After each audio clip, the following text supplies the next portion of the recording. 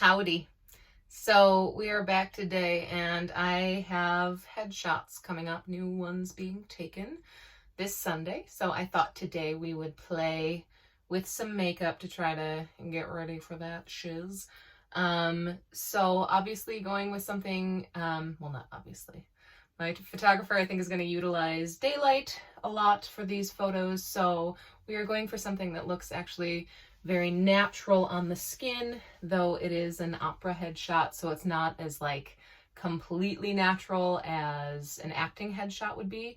They're pretty different. Operatic headshots, you want to have a little bit of drama, but you still want it to look very much like you, because not only is that kind of your calling card, but it is the way that companies will kind of assess your coloring and the way that you might look on stage and costume and blah, blah, blah, blah, blah. So I'm going to be using some RCMA foundation today, kind of playing with the placement of that and the color of that, and working out maybe some eye stuff. I don't know. Yum. So just FYI, I primed my face. I lotioned up my face with this right here. This Protini polypeptide cream from Drunk Elephant is like one of my favorite things. If you are a rosacea sufferer, I would highly recommend this. I don't know what it does, but it's magic and it makes my skin feel nice. It doesn't leave me greasy, and it just smooths everything out and sucks everything together. So I'm starting with some of that already on my skin. After I put on some eye primer, I'm also going to apply some Bobbi Brown. This is the vitamin enriched face base, because when you're doing photos, you want everything super moisturized and plumped. Obviously you don't want it to look like an oil slick, but your face can take a lot more moisturizer than we generally expect. So starting with my MAC Painterly paint pot. I always do this with my finger just because, I don't know, I feel like I get better coverage and it smooths out real nice. And I like to let this sit and really dry down before I go in with shadow. Otherwise it can get a little mucky on your brush. And honestly, this is supposed to form pretty much a thick, layer base. This is not one of those products where you want to use the least amount possible, because if you really want its anti-creasing properties, you need kind of a layer, And to apply that Bobbi Brown face base, I'm going to use one of these little triangle spongy guys. I know they're not popular like a beauty blender, but honestly, they're really great for certain things, and they're, disposable. So it's kind of nice to just distribute product that way.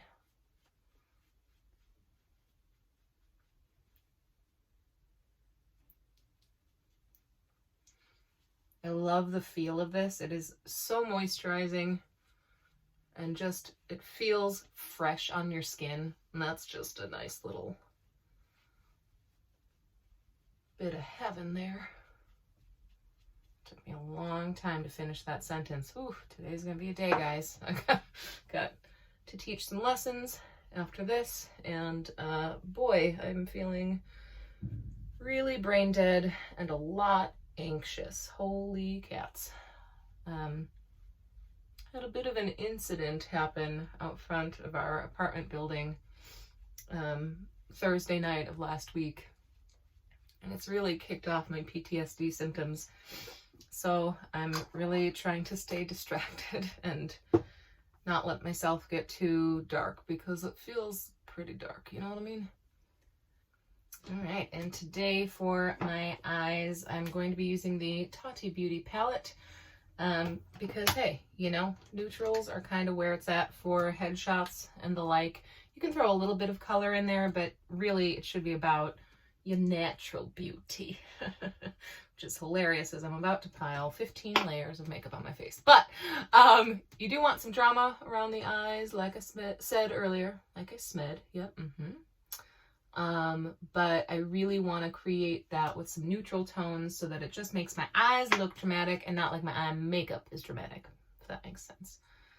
So I'm going in with one of my Wayne Goss brushes, who, by the way, if you don't watch him, if you don't absolutely adore him, you're doing life wrong, okay? I think he just seems like a fantastic human, and obviously I've never met him. I don't know him personally, but he just seems like he is out to do good, and he genuinely just wants to help people by being here on YouTube. And, you know, I think that that's what it's all about. So I'm going in case you are curious what colors I'm using here. I'm using Soothe, the matte shade, which has truly become my transition shade of choice in general. I must say, if nothing else, Tati's mattes are just super blendable and lovely, and you can make them super soft, you can make them very bold, you can add, you know, layer them up, whatever. It just all works so nicely. And I'm just going to take a big fluffy brush and blend that out, which again is super easy with this formula. I like it because generally I always get this, there's like this one flaky part of my eyelid or something, kind of right up here on this eye, and every other shadow kind of just gets stuck there, and I end up having a harsh line, and I hate it, but I haven't found much that does anything about it except this formula. I can blend right over that spot, and that's real nice. So again, just really blending everything out because I don't want any harsh lines for the camera.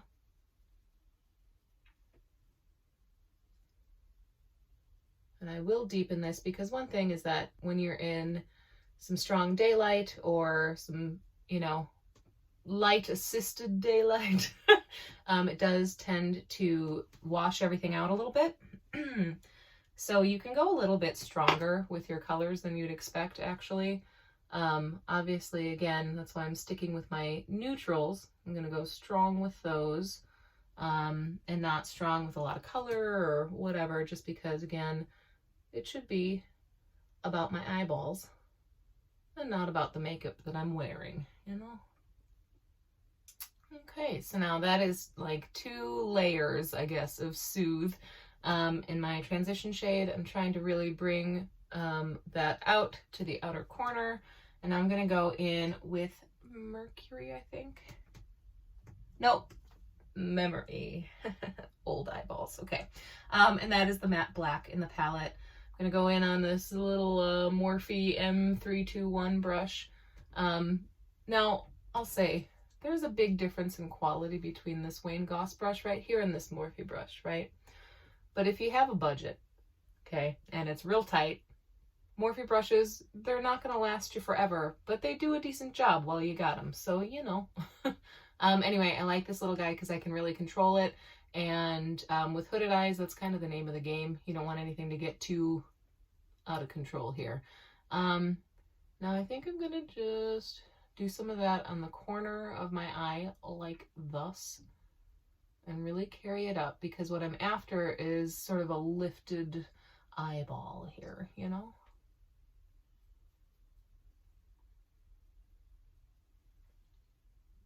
So I'm just kind of drawing the shape that I want to see in the end, and obviously I will blend, blend, blend, but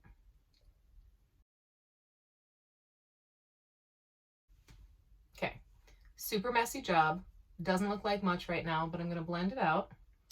And I might even dip into some of the dark brown to kind of help blend the edges of this, because even though, again, this is a great matte black and it blends really nicely for the most part. When you are blending something that's super dark next to something that is not, it helps to kind of get a mid-tone in there to make it look really seamless. You can see already that it's blending out pretty nicely.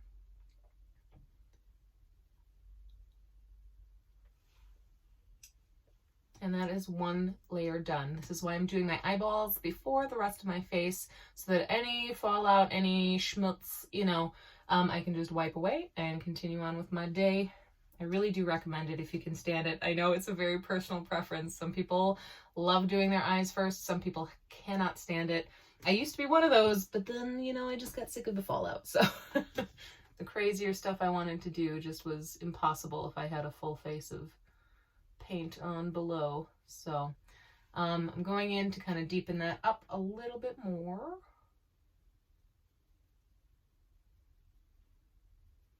I should close my mouth while I do this instead of and blending again.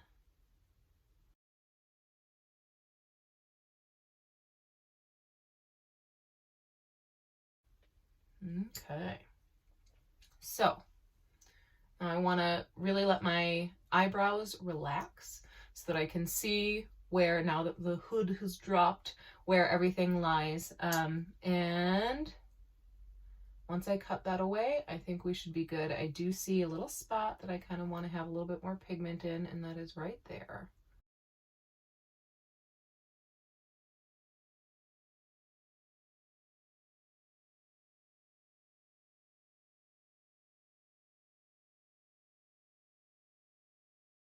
Okay, so before I blend that out some more, I am going to add some of that dark brown Ritual Matte. And I'm going to pick up a little bit of that and then dunk it back into Soothe and then back and forth a little bit so that I get kind of a perfect mid-tone between the shade I've already laid down and the black that's on my eye. I'm just going to bring that to that edge right there so that it blends more.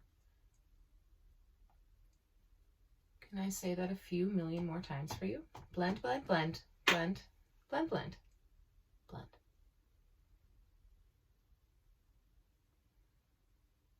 And I'm bringing that up to the edge, kind of going back around. So.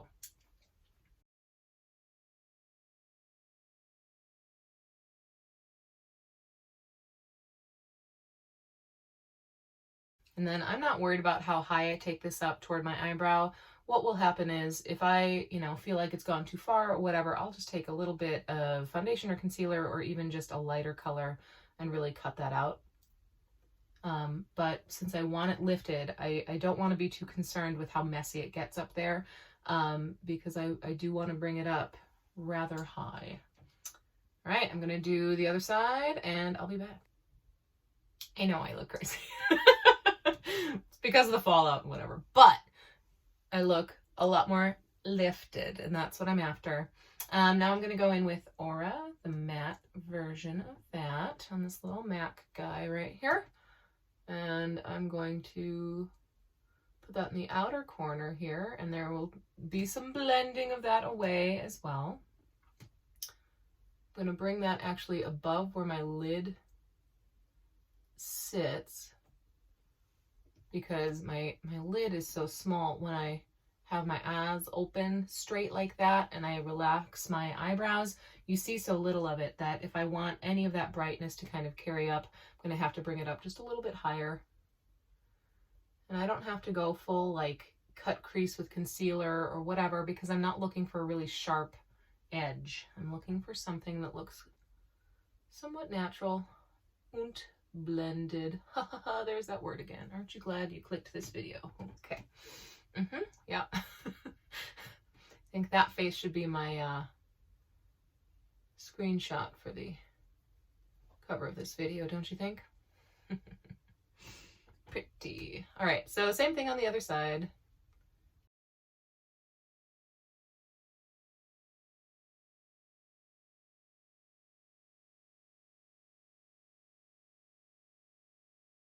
So you'll see that little bit of highlight.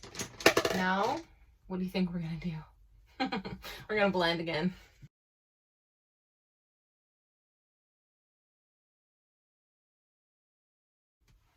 Okay, so now I'm just gonna take my little finger.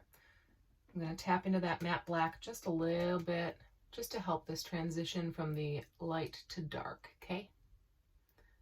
Start on the outer edge, because that's where I want it darkest anyway. And then kind of bring it in here. Okay, so now we have the basics down for our eyeshadow. Let's move on to some face stuff.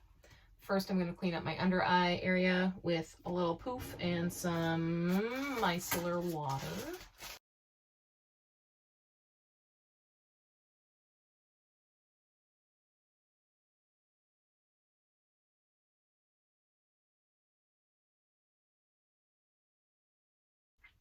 Okay, you can see already what that's done to clean it up and to lift everything.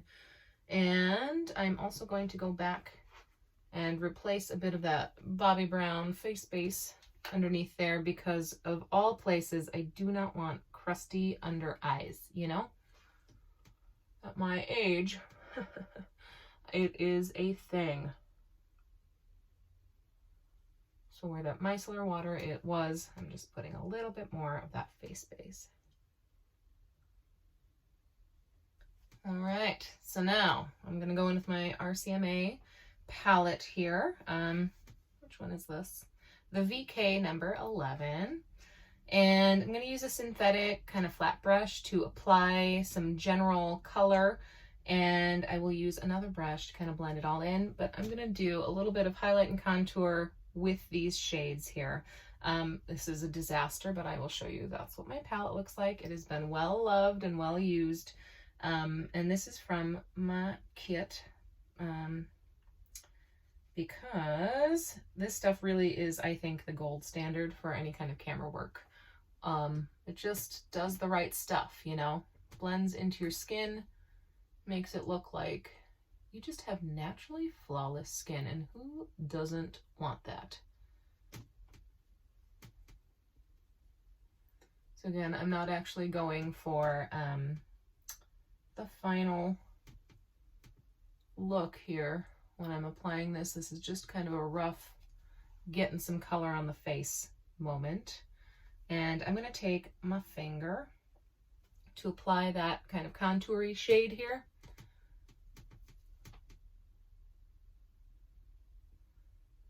Because not only is it just an easy way to apply, but you can feel kind of that narrow place under the cheekbone a little bit better. So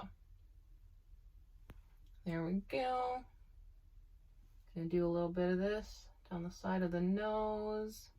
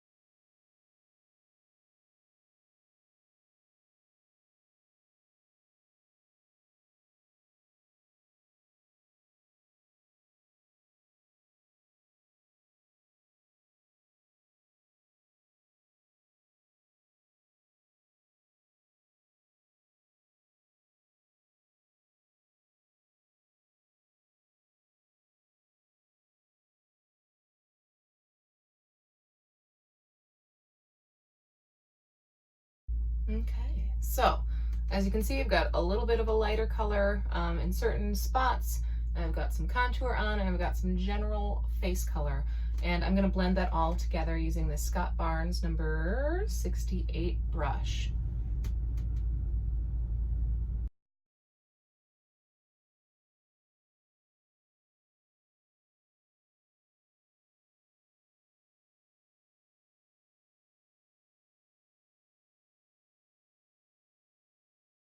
Go over that again. All right, so that's the basic stuff here. Obviously the day of, I will carry that all down my neck and whatever, and the sleeve. Gotta do the sleeve if you're gonna wear something that shows that. And now I'm gonna get a little bit of bronzer. I'm gonna use the Chanel Tan de Soleil something, you know what I'm talking about. If I can find it. Oh yeah, there it is. That's another thing. I like to really use cream products if I can on a shoot like this, because I just think it looks more natural. It looks nice. All right. So I'm going to take that bronzer and I'm going to apply it very close to where I applied my contour, just slightly above. If I go too far up here, it kind of gets all cluttered together. I don't have a huge I guess, gap between where the bottom of my cheekbone is and the top of it. So, you know, I gotta be a little bit more precise than some people that have bigger cheeks and, you know, nice full ones. So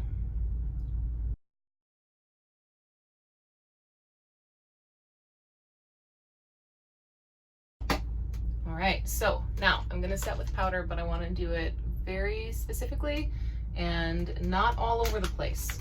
I need to set my under eye just a smidge, and I need to do a little bit of forehead junk because otherwise you just look kind of greasy, even if it's just a natural sheen, if you don't do anything to your forehead, in my experience.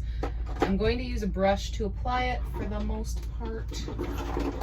But under my eye, I find it's a little bit better if I get up in there with a powder puff.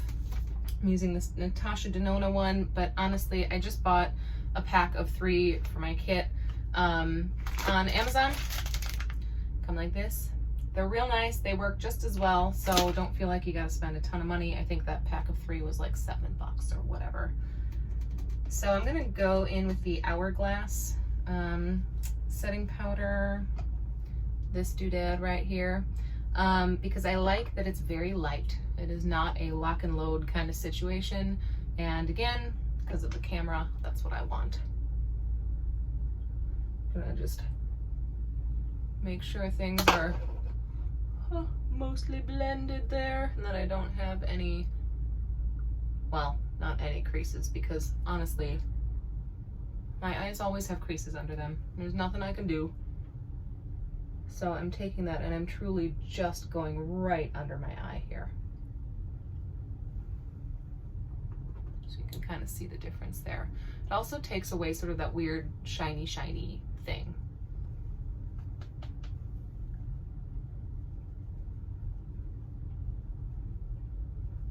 I do want it bright under my eye, but I don't want it weirdly shiny, if that makes sense. All right, so that's done. Now I'm going to take this big puffy brush from Royal and Langnickel, and this is the blush brush, BMD 130. And this is what I'm going to use to apply powder in just a couple of places that I want it outside of under my eye, where I do want just a very light dusting, shall we say. So I'm going to do the very top of my forehead here, and down to the center, just like that. And that is truly all I need. That will keep me from looking greasy. I'm gonna do my nose, and on either side of my nose, just a little bit, on my chin. And that's it. That is truly all the powder I want to apply. You can see that even up close, it doesn't leave me looking like I have a ton of product on my face. It doesn't get cakey. So, okay, next I'm going to add some blush, some color to my cheeks here, and a color that is very close to my actual natural flush is this Honest Beauty Cream Cheek Blush in, I don't know. It's the pink one. Looks like that. Okay, it's a really nice color. I use it with this It Cosmetics brush, Love Beauty Fully. I don't know. It's an angled, like, packing brush kind of sitch. And I find that it distributes quite nicely, though I do like to kind of knock it off a little bit on the back of my hand to make sure that I don't have too much color in one part of the brush. And again, I'm keeping that really close to where I've applied that previous bronzer and just above the contour. I am not going to bring that all the way in here because that just doesn't seem to suit my face shape so much.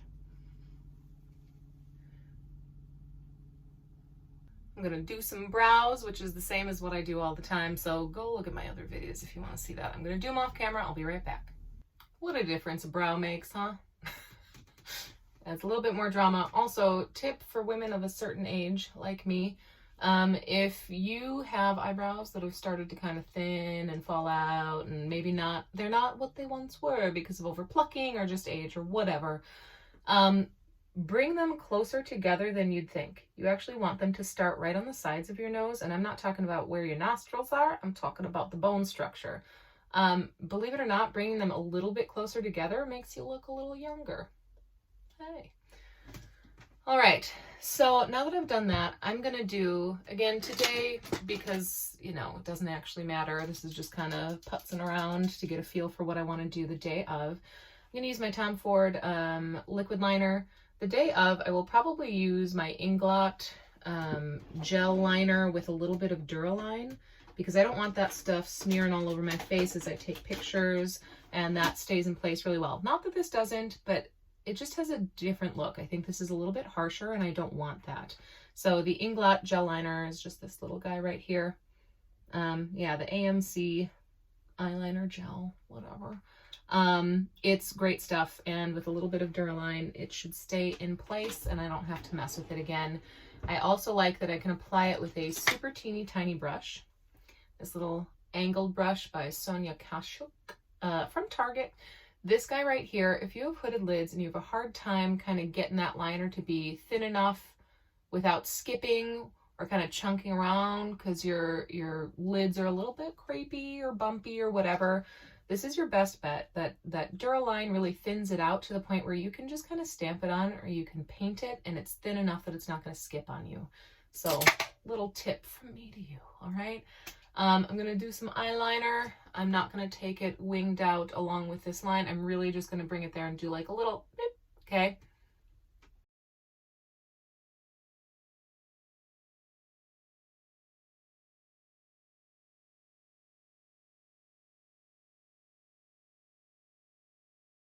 So now I'm just going to finish up with a little bit of under eye color just to kind of make this make sense, you know?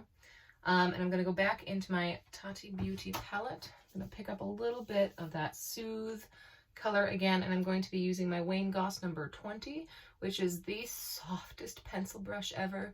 Treat your under eyes to this beauty, especially if you have, you know, more sensitive skin under there. So I'm going to take that, I'm just going to start at that outer edge.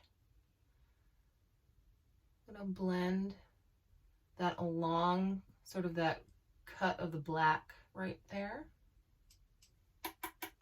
so that it doesn't feel like that came out of nowhere. And I'm not going to take this all the way across, because again, with hooded eyes, I want to make this inner corner kind of look more blown out and brighter. So if I take more color in there, it's not going to do what I'd like. Last thing I'm going to do is some mascara. The day of, I will do some individual falsies.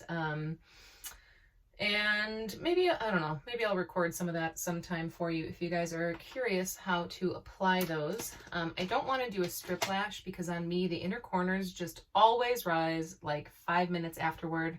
I've used a dozen different glues, different kinds of lashes. I've trimmed everything up. It does not matter. So individual lashes for me are kind of where it's at.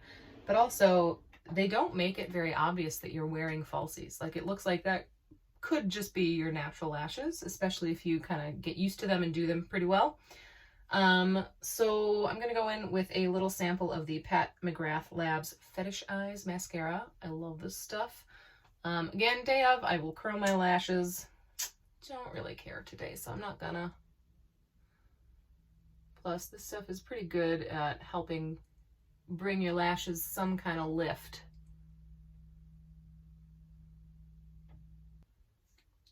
Okay, and a light little coat on the bottom lashes there kind of completes that. And for today, let's see here. I'm gonna use my NYX lip pencil in Natural. This guy right here. And I am just not a draw outside the lines kind of gal when it comes to my lips for the most part. I have a very strong lip shape, even though my upper lip is definitely smaller than my bottom one. It just, for whatever reason, because that crease is so hard, if you see it from the edge, you can tell that it flares out so much. It just does never look natural on me, so I don't really do a lot of it. My phone fell. So I'm back, maybe at a different angle, I don't know. Anyway, those of you that have a less strong ridge along your lips can definitely play with that more, but I'm just not one of those people. I can get away with kind of adjusting the line of my bottom lip more, but my bottom lip is already bigger than my top, so it doesn't do me a lot of good.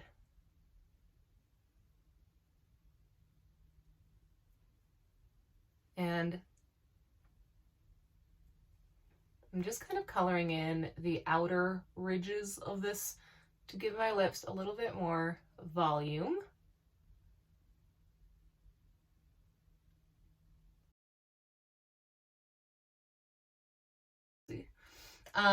And today I'm just going to use a lip gloss over the top. The day of, I'll use some actual lip color, but you know.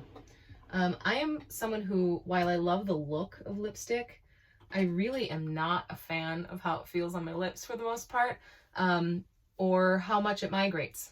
I have little tiny lines and whatnot, and anything that is too thin is just gonna travel upward and make me look really, really ancient, which, you know, not a fan of necessarily. And also I just am always talking and drinking water and whatever, so it just gets messed up so easily. So today I'm going to use the Fenty Beauty Fenty Glow Lip Gloss.